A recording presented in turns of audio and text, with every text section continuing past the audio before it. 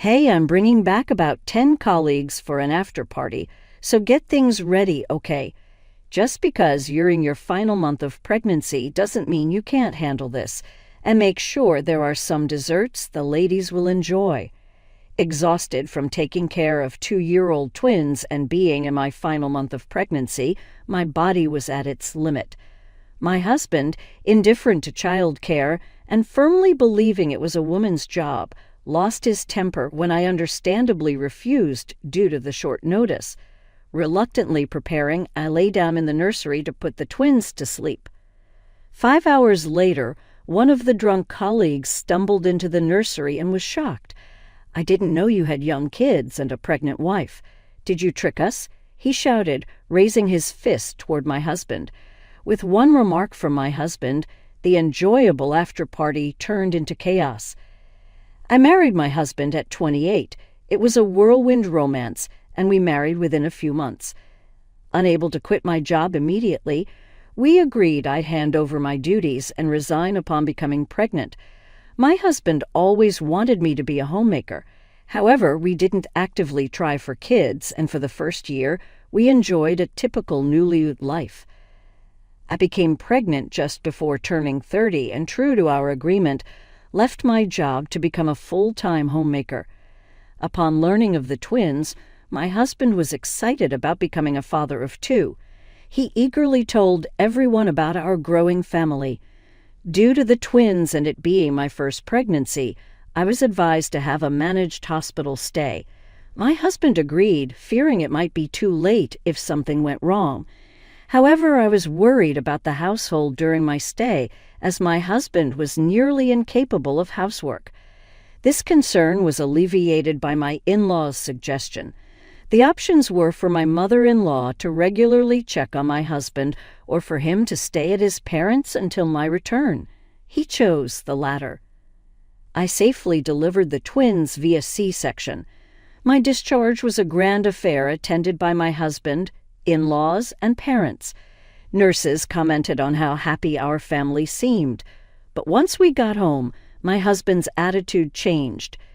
"Good to be back in my own house and away from my mom's nagging," he said. I was taken aback, expecting our parents to stay, but they suggested we have some family time alone. My in-laws left, and my parents returned to their hotel. My husband, complaining of a sore shoulder, left me with the babies and the luggage. Thankfully, he held one twin briefly but soon placed them on the sofa, demanding tea. I set up the baby's sleeping area first. In pain, I arranged a place for the twins to sleep. This was just the beginning of my husband's disinterest in parenting. The next day, my parents arrived early. "Kids first, then everything else, right?" My mom said, speaking from experience. Indeed, I was prioritizing the twins and my husband, leaving my own needs last. My in-laws arrived around noon, having already seen my mother's efforts and realizing the extent of twin care. From then on, parenting became a joint effort with both sets of grandparents. My father-in-law and father were still working, so my mother-in-law and mother couldn't always prioritize the twins. With my parents living out of state, it was clear we rely heavily on my in-laws. They adored the twins, never faulted my inexperience, and reassured me to take things slowly. "It's a time to learn what being a mother means from our children, so there's no need to regret what you can't do," they said, which was very reassuring. Having my mother come over for the weekends from out of state and my mother-in-law helping during weekdays was incredibly motivating. Men might find it hard to get involved in childcare, but it can be enjoyable once they take the first step, as told by my father-in-law from his own experience. My own father shared how nervous he was when he first took me out. However, despite hearing these stories, my husband showed no interest, responding with just "ha" or "really." Moreover, his attitude worsened in the absence of my parents, leading to my in-laws losing their patience. He complained about being hungry and demanded a proper meal while I was breastfeeding the twins. He criticized the use of ready meals and insisted on a home-cooked meal, as it's a homemaker's duty. It's not like I'm using ready meals all the time, I said, but he seemed dissatisfied even if just one item was a ready meal. He viewed the use of ready meals as slacking off in housework. You're not a child. If you're hungry, make something yourself. Babies can't feed themselves. Why don't you suggest taking turns breastfeeding with formula milk instead of demanding a cooked meal? My husband was initially shocked when scolded by my in-laws. If I cook, there'd be nothing left for a full-time homemaker to do, and if I breastfeed, what's left for a mother to do? My in-laws and I were astounded by his response. What followed was a barrage of lectures from my mother-in-law and basic child-care lessons from my father-in-law. My husband reluctantly helped but remained sullen throughout. For the next 2 years, until I became pregnant with our third child, he used work as an excuse to avoid childcare.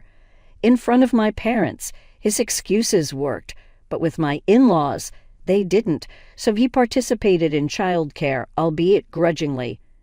During my second pregnancy, I suffered from severe morning sickness. Even my husband, seeing my obvious discomfort, couldn't demand anything and started doing more household chores and childcare. This was partly thanks to my in-laws' initial guidance. However, he gradually began finding excuses not to do them. The turning point was when he cooked a meal that wasn't very tasty. Mistakes happen, and I appreciated his effort and tried to eat as much as I could but couldn't finish it due to feeling unwell. He took this as a silent accusation of his cooking being inedible. Feeling that his efforts were futile, he started to think it was a waste of his time. Once he began cutting corners, his dedication quickly faded, and it didn't even last a month. Now he spends his weekends enjoying his hobbies and often comes home late on weekdays due to work or social engagements. There were days when we barely saw each other. Still, I asked him to come home earlier or to spend at least one weekend day at home. I didn't need him to take care of me, just to spend time with the twins. You've been parenting for 2 years now, so you're probably used to it, right? Plus, it's your second time giving birth, and this time it's just one baby. There's nothing left for me to do, he said, and left to enjoy his hobbies. Lately, the 2-year-old twins had become more sensitive to our attitudes. They seemed to sense something was amiss from my husband's tone and my facial expressions. I let out a sigh of disappointment. Why did I get pregnant with a third child in such a situation? I couldn't stop questioning myself. Occasionally, my husband showed a kind side, despite his lack of cooperation in childcare. When he sought physical intimacy, I felt reassured that he was still interested in me, but I also complied to avoid upsetting him and creating problems. Looking back, I realized this was a vicious cycle that led to our current situation. It's not that I dislike the baby growing inside me. In fact, I'm happy about the pregnancy, but I felt like this wasn't the right time. Feeling the baby move inside me was endearing. I would stroke my belly and apologize for being a weak mom, promising to become stronger and asking the baby to be born healthy soon. It was decided that this birth would also be a C-section. I had to be admitted to the hospital in line with the due date, and there were preparations to be made. Most importantly, I needed my husband's help to take care of the twins while I was hospitalized. I couldn't ask him to take time off work, but I hoped he could at least help in the evenings. However, he said he couldn't make such a commitment because work was unpredictable. The idea of a man taking time off for his wife's childbirth embarrassed him. His words left me speechless. Before I could say anything, he cut me off with a demand for dinner. Let's not revisit that topic. The twins are 2 now. They can eat when they're hungry. Really? Then a 30-some man should be more capable of feeding himself than a 2-year-old. Why don't you show the kids how it's done? I'm fine. It's my earnings that keep this family going. You should be making me a grateful dinner as a sign of appreciation. His logic was infuriating. As my pregnancy progressed, the strain on my back increased, slowing down my movements. He criticized my housework as being slow or lacking enthusiasm. His favorite phrase lately was, I'm the one providing for this family. He was the one who insisted on me being a homemaker once I got pregnant, despite my preference for working. Of course, I agreed to his insistence, but the idea of him providing for us was hard to accept. As I approached the 36th week of pregnancy, my movements became even slower, and his words grew harsher. His complete lack of consideration infuriated me, but fearing harm to my body, I refrained from arguing back. I kept my urge to argue in check and absorbed the unkind words from my husband. The 38th week of my pregnancy, scheduled for a C-section, was quickly approaching. Rethink the C-section. The last time was twins, so it was unavoidable, but this time it's just one, right? Wouldn't you feel more fulfillment giving birth naturally? My husband didn't understand anything. Giving birth is risking one's life. His opinions and preferences are irrelevant. So a C-section means early hospitalization and a longer stay. Basically, you're choosing a C-section because you want to avoid housework, right? I couldn't comprehend how he concluded that choosing a C-section equates to wanting to avoid housework. I patiently explained the risks to both mother and baby. If my explanation wasn't clear, I suggested he could hear it from the doctor, but he wouldn't listen. "You're bad at explaining," he said. "Why should I take time out of my schedule to hear about C-sections? It's not me who's giving birth." I explained why a C-section was chosen because he labeled it as a way to avoid housework, yet he dismissed it as irrelevant and ended the conversation. On the day of my admission, I tried to get his understanding to avoid any obstruction, but he snapped at me, calling me persistent. Amidst this, my husband unexpectedly called. He said he's bringing 10 colleagues home for an after-party and asked me to prepare food, including desserts that women would enjoy. Before we had kids, my husband used to bring colleagues over to our house for drinks. Back then, it was enjoyable to share good times with them, even though they were his colleagues. After I got pregnant, the frequency of these gatherings gradually decreased, especially after the twins were born. It never happened.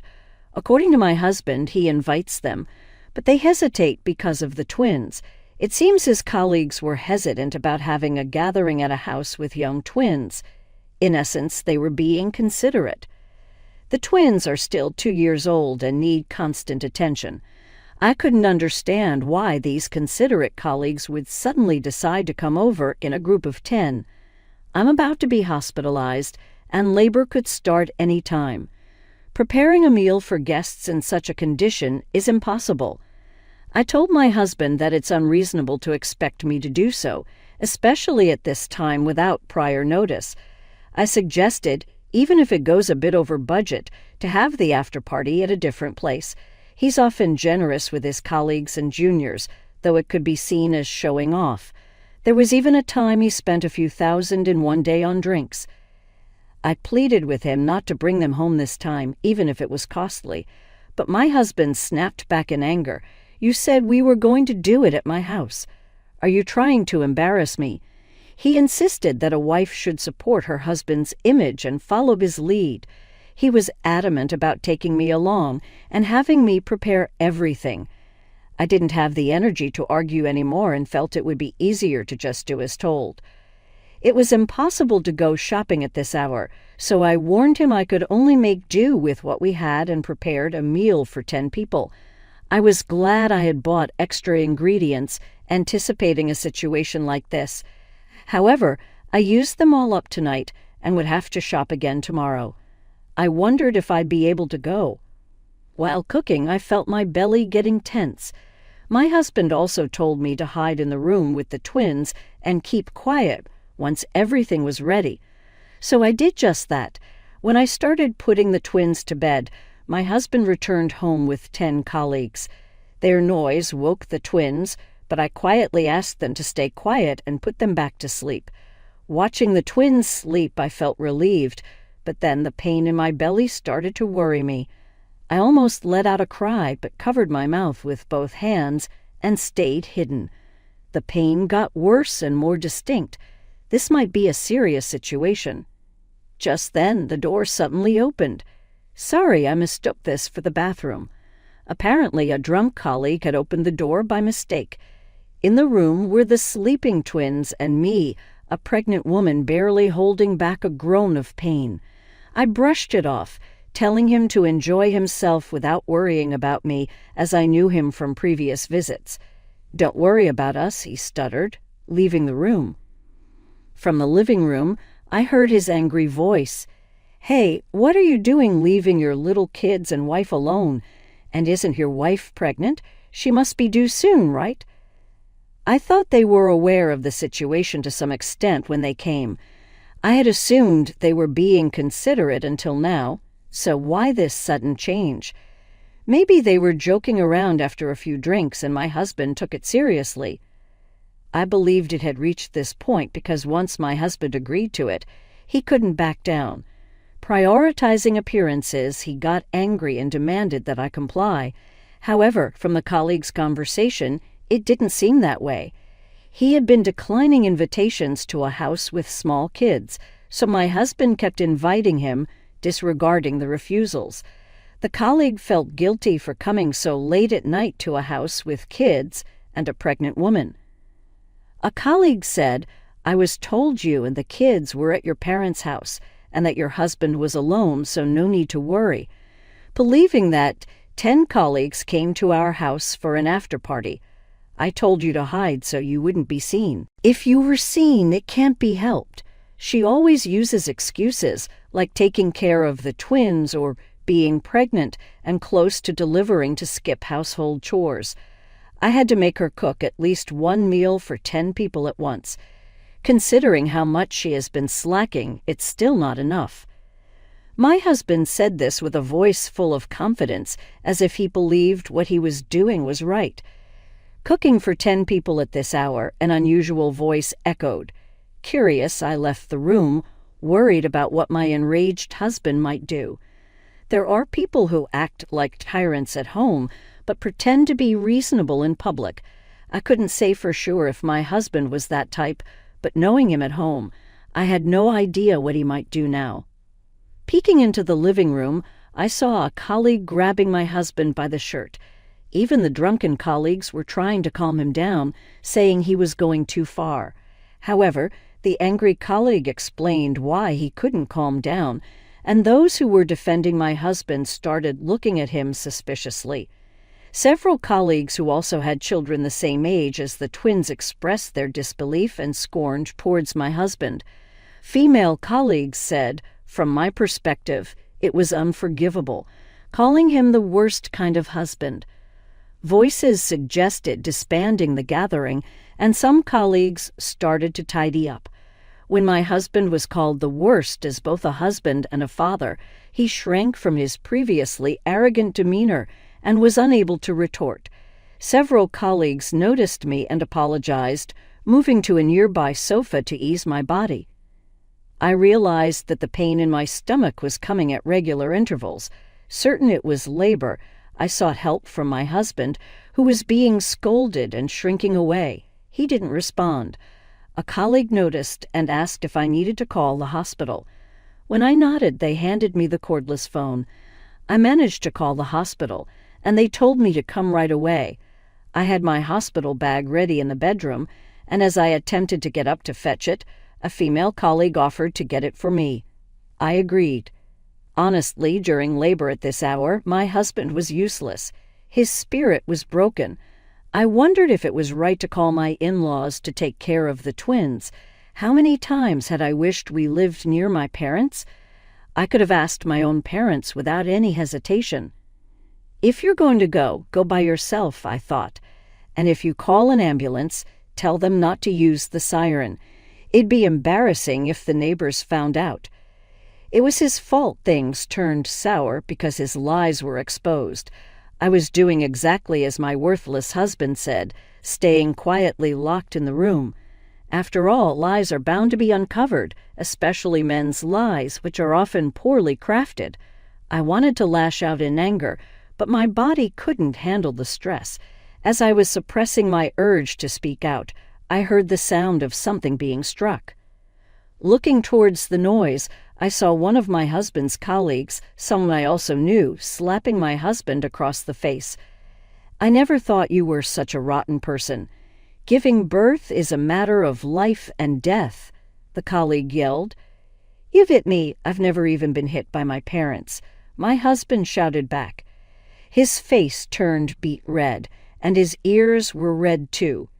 He seemed deeply humiliated. "Sorry for asking too much of someone who doesn't know pain to show empathy. Listen, the pain your wife is experiencing is far beyond this. Why am I the only one being blamed? I'm not in the wrong. After all, I'm the one supporting them," my husband argued, saying I embarrassed him in public and that he was not to blame. He even shouted at the colleague who slapped him, threatening to sue for assault. However, none of the colleagues were listening to him anymore. They told him to go ahead and sue if he wanted and asked me what I needed. With all the commotion, the twins woke up. They were scared, seeing all the unknown adults and hearing the raised voices, and started crying. I was overwhelmed, taking care of myself and now having to calm the twins too, which honestly frustrated me. In such a time, a useless husband who prioritizes his pride is unnecessary. Just as I was thinking of calling my in-laws for help, a female colleague and a colleague with children offered to take care of the twins. I was grateful. I accepted their offer. The woman mentioned she often took care of her nieces and nephews, and the man said his kids were around the same age as the twins. I told them the twins' room had plenty of toys. There were no food allergies to worry about, and they could use any food in the house. I also mentioned my mother-in-law was supposed to come in the morning, but I would ask her to come earlier. Some colleagues who had experienced childbirth suggested taking a taxi would be faster. They tried calling one, but it was going to take a while. Then one colleague mentioned he had a subordinate living nearby who wasn't at the gathering. This subordinate, also a father of a young child, rushed over after being called. His wife, understanding the situation, urged him to leave quickly. I think it was a made-up story, but I appreciated the thoughtful gesture. My husband kept insisting on his righteousness, but the colleague and I ignored him. The colleague's subordinate drove me to the hospital, and a female colleague who came with me said she would stay until my in-laws or parents arrived. I expressed my gratitude as she even contacted my parents and in-laws on my behalf. Despite having work the next day, she insisted it was fine and stayed with me until my in-laws arrived. My parents, who lived out of state, arrived the next morning. They missed the cesarean delivery but were relieved to hear that both mother and child were safe. The real turmoil began once everything settled down. When my in-laws and parents learned the woman who called them was my husband's colleague, they suspected infidelity. They were curious about the circumstances under which the alleged mistress had contacted them, but decided to rush to the hospital first. Upon arriving and hearing the full story, they were shocked to realize the situation was far more serious than an affair. At the hospital, noticing the absence of my husband, my in-laws assumed he was at home taking care of the twins. They felt somewhat relieved, thinking that although he failed as a husband, he was fulfilling his duties as a father. However, the reality was that my colleagues were taking care of the twins, and I had been forced to cook for 10 people while nearing childbirth. My in-laws apologized to me and my parents for my husband's misbehavior. They suggested it would be better for me if my parents stayed and quickly left to deal with my husband. The scene they encountered at our home was appalling. By the time they arrived, all of my husband's colleagues except the 2 who had offered to look after the twins had gone home. The remaining colleagues were busy taking care of the twins and cleaning up after the gathering. My husband was sulking in a corner, drinking beer from a can. My mother-in-law handed over some taxi fare and a small token of thanks to the 2 remaining colleagues and said she wanted to apologize and thank them properly later. She didn't think money could solve it, but at that moment, it was the only way she could show her gratitude and apology. Later, my in-laws thanked all of my husband's colleagues. When it was just my husband, his parents, and the twins, my mother-in-law took the twins out for a walk. She probably didn't want to show the kids their father getting scolded. When they returned home, my husband's cheek was even more swollen. It seems my husband took a solid hit from his father. He looked like he had lost his soul after that lecture, yet he still insisted he did nothing wrong. Even when I came home with our third child, he never changed his mind.